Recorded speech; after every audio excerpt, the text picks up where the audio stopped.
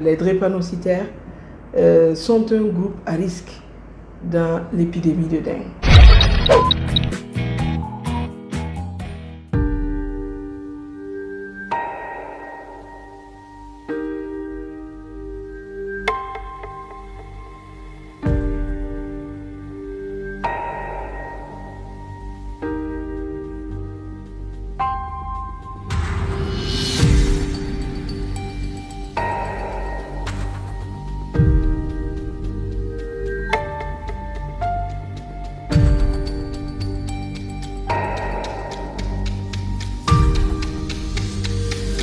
Les drépanocytaires sont un groupe à risque dans l'épidémie de dengue. Je pense qu'il y a plusieurs études qui ont été menées au Burkina comme ailleurs qui montreraient dans les taux de décès qu'il y a plus de drépanocytaires. Donc ce groupe est un groupe à risque. Ce qui se comprend bien sûr parce que c'est déjà un problème de sang.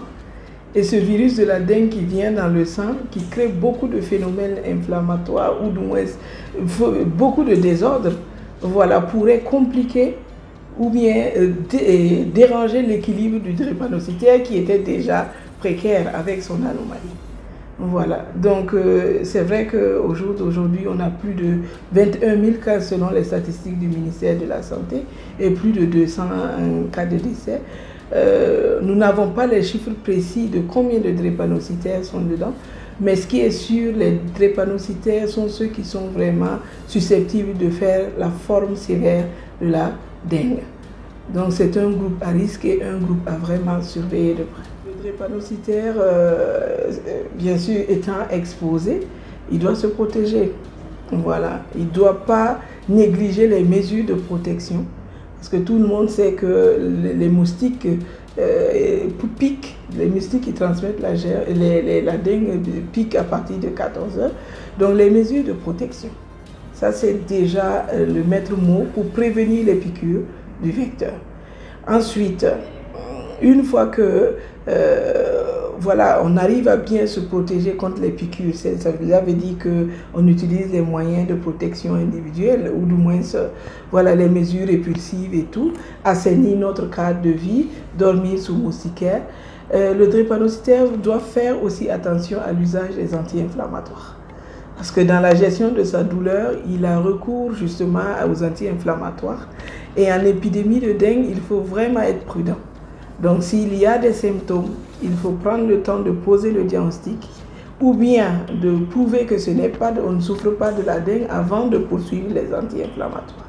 Le drépanocytaire, comme la population ou le citoyen lambda, doit éviter également l'automédication, mais surtout chez le drépanocytaire, qui peut déjà, de par sa spécificité, avoir une insuffisance au niveau du foie et au niveau du rein, alors que dans la maladie de la dengue, si la forme sévère, il y a justement cette défaillance de ces deux organes, notamment le foie et le rein. Donc, éviter l'automédication, éviter les anti-inflammatoires, faire appel aux usages de protection contre à l'usage de protection des éléments de protection contre les piqûres de moustiques, ça c'est le maître mot. Et continuer de boire beaucoup d'eau. Voilà, continuer de boire beaucoup d'eau et éviter de s'exposer surtout aux piqûres. Et au-delà de cela, je vais rappeler aux drépanocytaires les 9 règles d'or.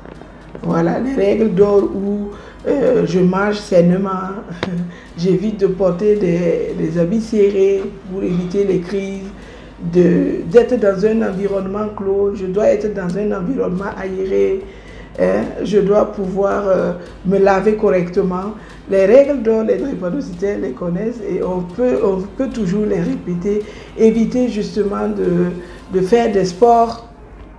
Des sports de compétition pour éveiller les crises, éviter en tout cas d'avoir des excès d'émotions, de colère et tout qui peut amener des phénomènes de crise. Ça c'est pour éviter les crises. Voilà. Mais les 9 règles d'or, même en épidémie, restent valables. Le drépanocytaire doit toujours avoir ces 9 règles d'or toujours en tête. Toujours en tête.